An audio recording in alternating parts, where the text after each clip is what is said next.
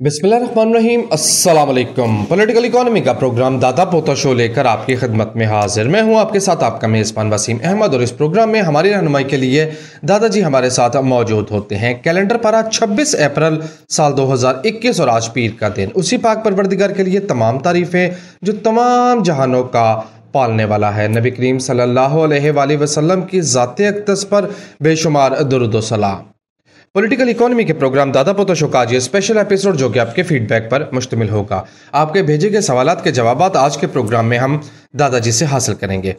नाज़रीन किराम, दादा पोता शो तक अपनी बात पहुंचाने के लिए और फीडबैक देने के लिए आप फेसबुक के पेज पर अपना फीडबैक लिख सकते हैं। हमारे फेसबुक पेज का एड्रेस है facebook.com/दादा पोता शो ऑफिशियल। आप इस URL को, इस लिंक को क्लिक करेंगे तो आप डायरेक्टली हमारे पेज पर लैंड कर जाएंगे, जहां हर प्रोग्राम से पहले फीडबैक पोस्ट तारीख के साथ मौजूद होती है। उसके अंडर कमेंट कीजिए और अपनी बात हम तक पहुंचाइए। दादाजी अस्सलाम वालेकुम। वालेकुम अस्सलाम। दादाजी क्या हाल है? अल्लाह का बड़ा करम है, उसकी बड़ी इनायत नवाज़ें कि हम आपकी खिदमत। बेशक बेशक।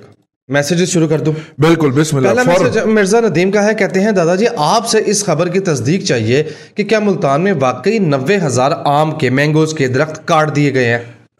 देखिए, ये एक टेक्निकल इशू है और आमों की बागात जो होते हैं उनकी एक उम्र होती है, उस उम्र के बाद वो वैसे भी कटने होते हैं। नंबर 1। नंबर 2, जो हमारा चौंसा है जो कि इस वक्त दुनिया के अंदर उसे हम हनी मैंगो भी कहते हैं, मीठा आम, दुनिया के अंदर वो यूनिक है और वो इस इलाके में होता था। अब वो नमी का लेवल बढ़ जाने के बायस अब वो इन इलाकों के लिए सूटेबल नहीं रहा। उगता है लेकिन आप तक पहुंचते पहुंचते उसकी गुठली के इर्द गिर्द ना वो गल गया होता है। ठीक है, इसका मतलब या तो हम नई किस्म से उसको रिप्लेस करेंगे और नई किस्म में फल आते आते फिर अगले 5 से 6 साल लग जाएंगे वो भरपूर जो दरख्त होता है ना उस तक पहुंचते पहुंचते, या फिर किसान कहता है कि वो किसी शॉर्टकट की तरफ चला जाए। ठीक है, तो ये नेचुरली है। खानेवाल जब आप क्रॉस करते थे वंस अपॉन ए टाइम, ठीक है, तो आम के बागात शुरू हो जाते थे। अब नहीं होते, कटते जा रहे हैं, क्योंकि जब आपका आम गला हुआ निकलेगा तो अगले साल उसको ठेका उतने का नहीं उठाएगा कोई, या नहीं मतलब ठेका उठेगा ही नहीं, तो फिर किसान ऑटोमेटिकली उकता के उसको काट देगा। हमारे जो मैंगो के रिसर्च के ऊपर काम होना चाहिए था वो अगरचे वहां पे हुआ है, लेकिन प्राइवेट सेक्टर में लिमिटेड पॉकेट्स में हुआ है, उसको जनरलाइज नहीं किया गया। अगर सरकार ये रिसर्च करती तो जनरलाइज होता ना। वहाँ पे कई फार्मर ऐसे हैं, मैं 1-2 से भी मिला भी हूँ, मेरी तीमारदारी भी करने तशरीफ लाए थे, लेकिन कई फार्मर ऐसे हमारे लिसनर्स में से शामिल हैं जिन्होंने इसकी बहुत अच्छी अच्छी वैरायटी बनाई है, लेकिन वो किसी को क्यों दें भाई मुफ्त के अंदर जी। और वो जितनी पैसे मांगते हैं उतनी वो किसान अफोर्ड नहीं कर सकता, और वो पैसे लगाए उसके बाद बैठ जाए हाथ बांध के, 2 साल के बाद जो है वो फल देना शुरू हो। इकोनॉमिक वाइबिलिटी तो पौधे की तकरीबन 5 साल के बाद निकलती है ना। तो ये जो 5 साल का अरसा है इसमें सरकार उसे सपोर्ट करे, या आम खरीद की जो नई पनीरी है, जो नए पौधे हैं वो खरीदने में सरकार उसकी मदद करे, या उस आम के ऊपर अगर कोई वो पैवंदकारी होनी है तो वो सरकार उसको अगर सपोर्ट करे, और अगर नहीं करती तो ये नेचुरल प्रोसेस, ठीक है ना। ये दरख्त कटना एक नेचुरल प्रोसेस है। और ये दरख्त जो थे बाय द वे, जो कहा जाता है मुबैना तौर पे मलक रियाज की जो हाउसिंग सोसाइटी थी, सिटी हाउसिंग के नाम से वो पूरे पाकिस्तान में मुख्तलिफ जगह पे स्कीमें लॉन्च कर रहा है, ये उसमें कटे थे। अच्छा, सर का नाम ऐसे ले लिया, लेकिन कुछ लोगों ने सर पे तो देखो, हमने उसमें से कोई कैसी बात नहीं की, पोस्ट ना शेयरिंग ना रीट्वीट कुछ नहीं, तस्वीर हमने कोई शेयर नहीं की। सर आप देख लें, इसलिए कि हमें पता था कि कुछ लोग सर के खिलाफ एक मुहिम चला रहे हैं, और हमें बीइंग ए रिस्पॉन्सिबल सिटीजन इसके अंदर किसी के हाथों इस्तेमाल नहीं होना। ये बात आपको भी फैसला करनी चाहिए, हमारे जो जितने लिसनर्स हैं, कि सर के साथ हमारे इख्तलाफात हैं तो उसका इजहार हम करेंगे जेन्युइन तरीके से। इस तरह के नॉन जेन्युइन इल्जामात नहीं लगाएंगे हम। ये एक नॉन जेन्युइन कैंपेन थी, और इसके पीछे भला कौन था माफिया था? जी बताइए। जिसके पास DHA मुल्तान की फाइलें नहीं है। नहीं है वो कौन है? ठीक है, होना तो चलो समझ में आता है, नहीं है ना, तो उन्होंने फाइलें छुड़वानी थी ना वीक होल्डर से। तो प्रोपेगेंडा किया, ठीक है ना जी। तो इस प्रोपेगेंडे की जद में आके अगर कोई 100-200 बंदा फाइल छोड़ जाएगा तो पार्टी पे कैम हो गई ना, बेहतरीन हो गया काम। मतलब लेट्स सपोज अगर वो 50 लाख वाली फाइल जो है वो 40-42 में भी छोड़ गया है, 45 में भी छोड़ गया तो बचत है ना, बचत है ना जी। हाँ, तो ये सट्टा चल रहा था फाइलों का, अवाम को इस तरफ लगा दिया गया, हम चुप करके उसको देखते रहे। हम उसकी मुदाफत में कि उतने सारने हमें भी जूते मारने थे, लिहाजा हम तो इस तरह की चीज़ों से दूर भागते। डूबियस वार हो रही हो तो हम दूर, और ये डूबियस वार थी, इसलिए ये नहीं था वो जो कैंपेन चलाई गई, ये वो कैंपेन नहीं थी। आप भी मोहतात रहा करें और इस तरह की जगहों पे किसी के हाथों इस्तेमाल ना हो। राइट, राना जाहिद का मैसेज है। मेरा कोई सॉफ्टवेयर अपडेट नहीं हुआ भाई, हम अफजार आलम के साथ खड़े हुए हैं। लेकिन यार जो बात दुरुस्त है ना, आपकी बात यकीन मोहकम के साथ दुरुस्त हो, वरना वजन खत्म हो जाएगा बात वरना आपकी फिर सारी बात का और आपके तमाम दलाइल उड़ जाते हैं एक गलत दलील फिर प्रसाद भट्टी हो जाते हैं। खैर, राना जाहिद का मैसेज है, कहते हैं दादाजी आप अक्सर कहते हैं कि हुक्मरानों की बोंगियों की वजह से मुल्की स्टॉक एक्सचेंज पर भी फर्क पड़ता है। समझाने के लिए कोई एक दो मिसालें दे सकते हैं, स्टॉक मार्केट और इकोनॉमी भी। मैं अर्ज कर दूं प्लीज। कंटेनर के ज़माने से लेकर लम्हा मौजूद तक खान साहब 10,000 अरब करोड़ डॉलर की मनी लॉन्ड्रिंग निकालते हैं, जिसकी वजह से हम FATF की लिस्ट से नहीं निकल पा रहे। चीज़ों की कनेक्टिविटी होती है। FATF को तो छोड़े, वो बरतानिया ने हमें रेड लिस्ट में डाल दिया, जिसकी वजह से सरमायाकार रिलक्टेंट रहता है स्टॉक मार्केट में इन्वेस्टमेंट करने के वाले से। लास्ट वीक मैंने खबर भी पढ़ी थी कि पाकिस्तान में FDI बराह रास्त गैर मुल्की सरमायाकारी 52% कम हो गई, और ये 52% उस तबाही का है जो 2018 और 19 में मची थी। अब ये बात यहाँ समझने की है कि स्टॉक मार्केट का ब्लड ही सरमाया है। जब सरमाया नहीं आएगा, या वो लथार्जी का शिकार हो जाएगी या वो उसका मोमेंटम डाउन हो जाएगा। स्टॉक मार्केट परसेप्शन की बात है, तासुर मेरे बारे में क्या है आपके जहन में, या आपका मेरे बारे में क्या क्या ख्याल है। स्टॉक मार्केट इस पे चलती है, वो रियल सॉलिड इकोनॉमी की इंडिकेटर नहीं होती। ये हम उस वक्त भी कहते थे और आज भी कहते हैं, इसी बात पे कायम। एक बात, रेड लिस्ट में जब हमें बरतानिया ने डाला, उन्होंने हमारे प्राइम मिनिस्टर की स्पीचें उठा के हमारे मुंह पे मारी। ये तो खुद कहता है यहाँ पे हो रही है, इसको भी छोड़ दे। एक बंदा है, उसे पाकिस्तान छोड़े हुए 40 साल हो गए, अब वो अपने वतन की तरफ आना चाहता है। ये नेचुरल होता है, मछली जो है वो भी अपनी जन्मभूमि की तरफ वापस आती है, ठीक है। इसी तरह इंसान भी जो है उसके अंदर एक खींच होती है, एक लगन होती है कि वो अपने मकाम पैदाइश की तरफ वापस तशरीफ लाता है, ठीक है। मैं इसमें मजहबी मिसालें भी दे सकता हूँ, आका सल्लल्लाहु अलैहि वसल्लम की मिसाल भी दे सकता हूँ, हिजरत भी डाल सकता हूँ, लेकिन नहीं, हम एक सेकुलर किस्म का तजिया करते हैं। वो इंसान वापस आना चाहता है, और वो वापस ज़ाहिर है कि अब 40 साल लगाए हैं तो उसने कुछ फार्चून इकट्ठा किया होगा, कुछ सरमाया इकट्ठा किया होगा। अब उसको खबर मिलती है कि पाकिस्तान की जो अदलिया है उसकी रैंकिंग जो है वो 126 में 122वें नंबर पे, जी, लोएस्ट 126 ममालिक की अदलिया में से वो 122वें नंबर पे। वो शख्स पैसे लेके आता है तो उसको यहाँ पे अगर सिक्योरिटी है वो देनी है, और कानून का इतलाक जो है वो लोएस्ट लेवल पे। फिर उसको खबर मिलती है कि पाकिस्तान के दारुल खिलाफा के महफूज तरीन जगह के ऊपर एक साबक चेयरमैन पैमरा और सहाफ़ी को गोली मार दी गई, और कोई पता नहीं है। और इस्लामाबाद के अंदर सिक्योरिटी कैमरास लगे हुए हैं हर गली की नुक्कड़ के ऊपर, और पुलिस कहती है कि जनाब वो पता नहीं जी, वो उस वक्त कैमरे ऑफ हो गए थे, और कैमरों के सामने मतीउल्लाह जान उठा लिया गया था। वो मतीउल्लाह जान के कैमरे की फुटेज ही नहीं मिल रही जी। फिर अब सारा ठीक है, हर वो सड़क से गुजरा जिससे कैमरा लगा हुआ है, लेकिन फुटेज नहीं। ठीक है, ठीक हो गया ना, दो बातें हो गई। जब ये बात उस तक जाएगी ना तो वो कहेगा कि अच्छा ठीक है, मुल्तान वाली भूआ नूं जाके मिल आने आ, पाकिस्तान जाने की जरूरत नहीं, ना। ठीक है। वो साल के बाद ज़कात भी भिजवा दिया करेगा भूआ ने, यार ज़कात जरा तकसीम कर देना शुजाबाद जाके, जी है शुजाबाद जाके ना, तो वो जो है ना हमारे दूर पार के रिश्तेदार, उनको जरा ये ज़कात तो पहुंचाना। सरमायाकारी नहीं लाएगा वो पाकिस्तान के अंदर, तो अब कंटेनर पे खड़े होके आप कहते हैं कि जनाब सरमाया जो है वो मुल्क में हुंडी के जरिए, हवाले के जरिए लेके आए। आज आप कहते हैं कि जी सरमायाकार मुल्क, सरमाया जो है रोशन डिजिटल से लाएं। लोग कहेंगे ये चंगा चवल आदमी, इसकी वो वाली बात माने या ये वाली बात माने। तो होता है, इसको हम कहते हैं फंडामेंटल्स के अंदर तब्दीली आ जाना, सेंटीमेंट, बल्कि इसको सेंटीमेंट कहते हैं, फंडामेंटल में तब्दीली आ जाना। अब बरतानिया ने हम पे इल्ज़ाम लगाया है कि रोशन डिजिटल या इस तरह के अकाउंट्स के ज़रिए सरमाया का पाकिस्तान में जा रहा है और वहाँ की प्रॉपर्टी में मनी लॉन्ड्रिंग होती है और वो होके वापस आता है। हमने उस पर टैक्स लगाए हैं काफ़ी ज़्यादा कि वो रोशन डिजिटल में से ही घूम के वापस चला जाए। अगर वो पाकिस्तानी इकॉनमी में आना चाहता है तो उस पर ठीक ठाक टैक्सेशन कर दी है, लेकिन अब उन्होंने इल्ज़ाम ला दिया। और ये इल्ज़ाम उन्होंने कहाँ से लिया है? ये इल्ज़ाम उन्होंने हमारे प्राइम मिनिस्टर की स्पीच से लिया।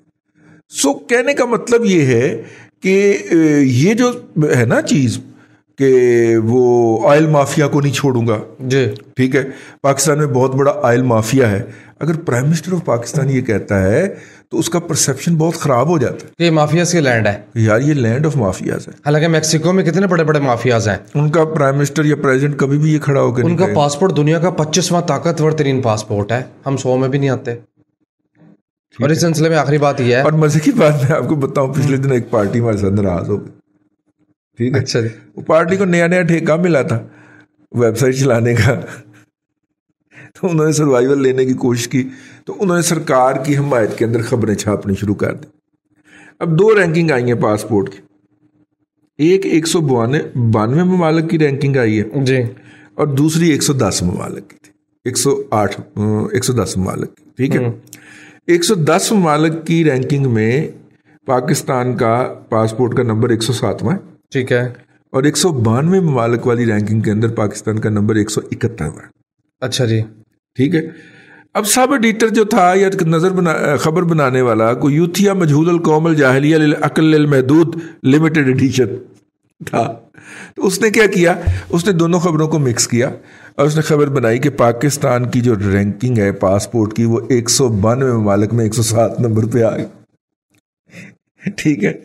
अब हमें तो लग गई आग, क्योंकि उससे कुछ दिन पहले ही हमने वो खबर पढ़ी थी, तो हमने उसे कहा कि यार तू भी सस्ते नशे ते लग गया। वो पार्टी नाराज हो गई, वो कहे जी मेरा एडिटर कह रहा, मालिक है ना, मेरा एडिटर कह रहा खबर दुरुस्त है। मैंने फिर उसे बताया, मैंने कहा ये 2 रैंकिंग है बेटा, और इन दोनों को मिला के ना तो वो यूथियापा किया है उस यूथन ने जो तुमने सब एडिटर बिठाया। दोनों खबरें फारग है। अच्छा, पूरी दुनिया में स्टैंडर्ड, मेरा तो चूंकि ये शौक है, चलो तीसरा तुम निकाल। पूरी दुनिया में स्टैंडर्ड माना जाता है हेनले पासपोर्ट इंडेक्स। अच्छा, वो हर साल एक इंडेक्स जारी करता है। पाकिस्तान, मैं रैंकिंग यहाँ पढ़ू, पाकिस्तान से नीचे सोमालिया, सीरिया, इराक और अफगानिस्तान है, बस बात खत्म।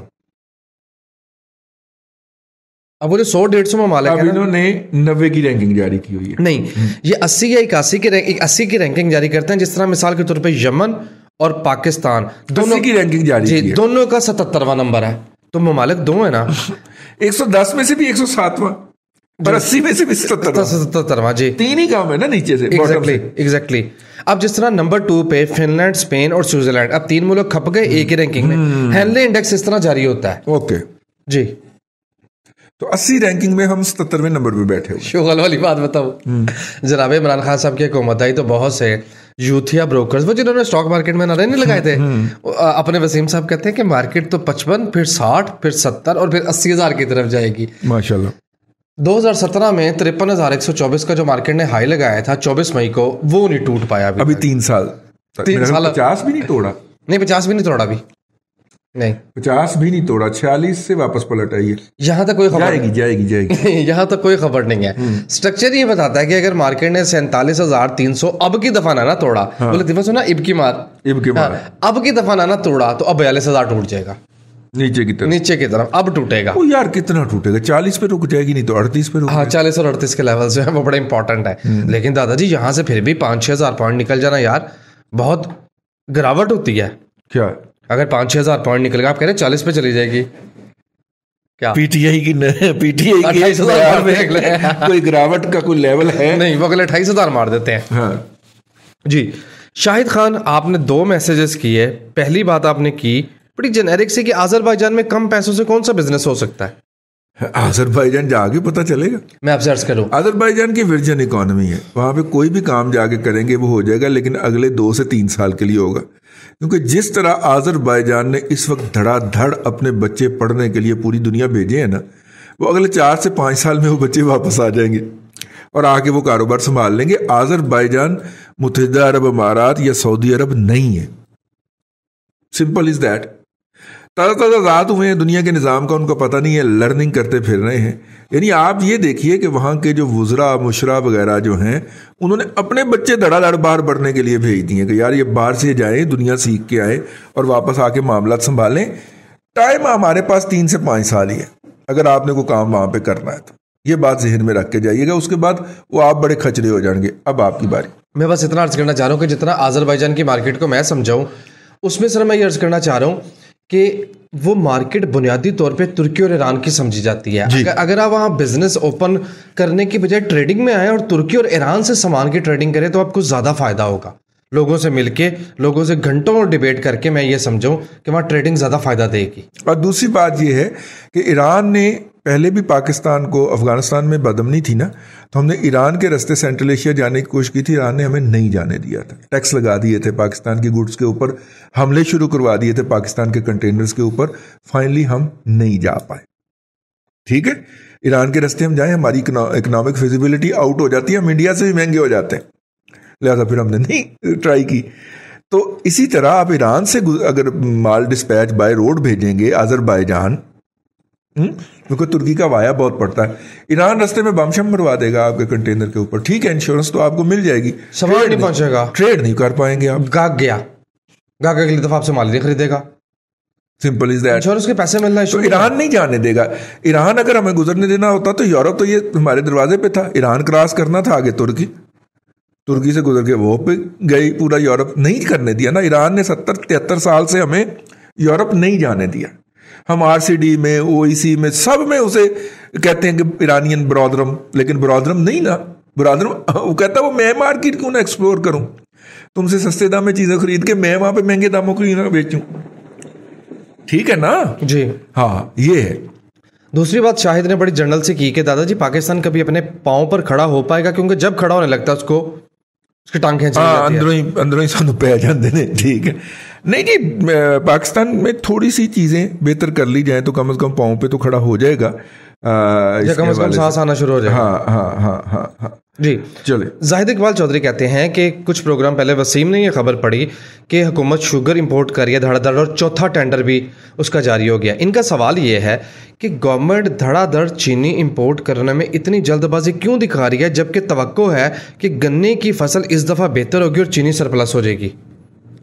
हुकूमत जो है ये सिर्फ बंदर वाली आनियां जानियां दिखा रही है। वो 4 के 4 टेंडर उसके जवाब में कोई पार्टी आई नहीं। सिर्फ उसके वो जो बड़े बड़े नारे लगा के ना, पहले हम जब ये कहते हैं कि हमारे इतनी शॉर्टेज है, तो दुनिया के अंदर रेट जंप करके एक दफ़ा ऐसे आसमान को लगता है, वही पाकिस्तान में इतनी शॉर्टेज हो गई, अब ये इंपोर्ट करने आएगा, वहाँ पे कीमतें बढ़ जाती। जब वो कीमतें बढ़ जाती हैं, फिर वो टेंडर हमें कोट होता है कि जनाब 90 रुपए किलो चीनी। फिर हम वो दिखाते हैं आपको, देखो बदकिस्मत कौम, ना शुक्री कौम, देखो इंटरनेशनल मार्केट में 90 रुपए रेट है। वो रेट पहले इन बददियानतों ने, इन घटिया जलील लुटेरों ने पहले खुद जंप लगवाया होता, उसको खबर जारी करके पहले खुद जंप लगवाया, फिर 90 रुपए पे टेंडर आ गया, आपको दिखाया देख 90 की मिल रही है, हम आपको और 90 की जो है वो कराची पहुंच है, तो आगे आप देख लें प्रॉफिट भी कमाना है तो 110 की तो पड़ती है ना। वो बेसिकली सारा ड्रामा था और कवर करने की थी शुगर माफिया को कि ये 110 रुपए की कीमत आपसे जायज ले रहे हैं। ठीक है, एक भी टेंडर हमने कबूल नहीं किया, 4 टेंडर जारी करके सिर्फ खाना पूरी की कि जनाब देखें कोशिश तो मैंने बहुत की, एक टाली से दूसरी टाली, दूसरी टाली से तीसरी टाली, तीसरी टाली से चौथी टाली, इतने बयानात दिए मैंने शुगर माफिया के खिलाफ, इतनी बकवास की मैंने, लेकिन शुगर का रेट नीचे नहीं आया, तो ये तो मैं क्या करूं। कहने के लिए उन्होंने ये सब ड्रामा किया था, चीनी का एक दाना भी इंपोर्ट नहीं हुआ। हुआ भी होगा तो बहुत मार्जिनल थोड़ा सा हुआ होगा, लेकिन वो नहीं था कि वो कीमत को नीचे ले आता। इन्होंने कीमत बढ़ानी थी, वो कीमत बढ़ा दी। उसकी जस्टिफिकेशन के लिए ये सारी टेंडर वाली जो कार्रवाई डाली गई, समझा करें। दुख की बात यह रैंकिंग पढ़ रहा था, पाकिस्तान का जो पासपोर्ट है 6 दर्जे तनज़्ज़ुली हुई है उसमें गुज़िश्ता 3 साल के अंदर। आगे चलो, बड़े अफसोस की बात है। अच्छा जी, हसन जफर, आपके मैसेज का शुक्रिया। आपने पूछा कि रैंकिंग पे बता दे, बाद में दिमाग खाते हैं। किसकी? ये पासपोर्ट की रैंकिंग की नाम क्या है ये बता दे। Henley passport index. Henley passport index दुनिया के अंदर सबसे क्रेडिबल इंडेक्स यही समझा जाता है जी। अच्छा जी, खालिद परवेज का मैसेज है, कहते हैं दादाजी महंगे डॉलर के झांसे में ताजरों ने मूंजी खरीदी, अब डॉलर नीचे आ रहा है या आ चुका है, तो ये चावल अब ताजर के लिए एक्सपोर्ट करना वायबल नहीं रहा, तो ये चीज़ आगे चल के मूंजी के काश्तकार और ट्रेडर के लिए तबाहकुन नहीं होगी? हाँ, एक्सपोर्टर के लिए तो तबाहकुन होगी, लेकिन इसका पॉजिटिव पहलू है कि डोमेस्टिक मार्केट में मूंजी की कीमत नहीं बढ़ेगी, चावल सस्ता हो जाएगा, चावल सस्ता हो जाएगा, और थोड़ा सा नहीं काफ़ी रहेगा सस्ता। ठीक है ना। अफगानिस्तान वगैरह को हम निकाल लेंगे, उधर निकलता ही है अफगानिस्तान के वाया सेंट्रल एशिया वगैरह निकल जाएगा। ये जो लीगल तरीके से हम वाया दुबई भेजते थे वो नहीं जाएगा, इंडियंस को नहीं मिलेगा। ठीक है, तो सेंट्रल एशियन चला जाएगा। बस वाइंड अप करें, टाइम खत्म। ठीक है, तो इसलिए जो है वो अब क्या करें, अब हुकूमत को कौन समझाए। वो 152 पे खड़ा कर दिया उन्होंने लाके जी, डॉलर 152 पे, उन्हें खुद बहुत पता है। तो इसलिए क्या अर्ज करें, हम तो जो छपी हुई बातें हैं वो पढ़ पढ़ के उन्हें सुनाते रहते हैं कि शायद उन्होंने ना पढ़िया हों। ठीक है, बड़े दिन हो गए ना यार, वो हमने स्टेट बैंक गवर्नर के ऊपर तो बड़ा नहीं किया, रजा बाकर पे। चलो कल करेंगे। ले सामीन इकराम, आज के लिए इतना ही। कल फिर आपसे मुलाकात होगी नई खबरों, तबसरों और फीडबैक के साथ। अल्लाह आपको आसानियाँ अता करे और आसानियाँ खल्क़े खुदा में तकसीम करने की तौफ़ीक अता करे। आमीन दादाजी, बेहद शुक्रिया। नाज़रीन इकराम, पॉलिटिकल इकोनॉमी का प्रोग्राम दादा पोते शो आप देख रहे थे। ये था आज का दादा पोते शो। मैं उम्मीद करता हूँ कि आज का प्रोग्राम आपको पसंद आया होगा। अपने मेज़बान वसीम अहमद को दादाजी के साथ इजाज़त दीजिए। इंशाअल्लाह अज़ीज़ आपसे मुलाकात होगी कल तक के लिए अल्लाह हाफ़िज़।